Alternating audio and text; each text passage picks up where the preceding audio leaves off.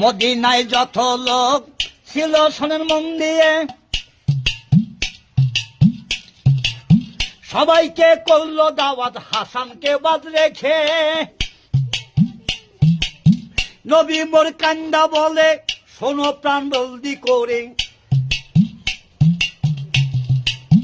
নবী মোর জলদি করে সংকুল সুম কই তোমারে, এখনো সময় আছে যাও না চলে তাই, রইলে তোর মেজবানিটা ছাই হইয়া যায়, রইলে তোর মেজবানিটা কয়লা হইয়ে যায়।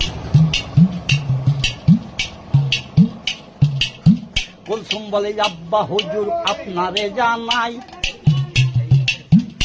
ওরে ওই গরিবের বাচ্চা জানো বাড়ি আসে নাই।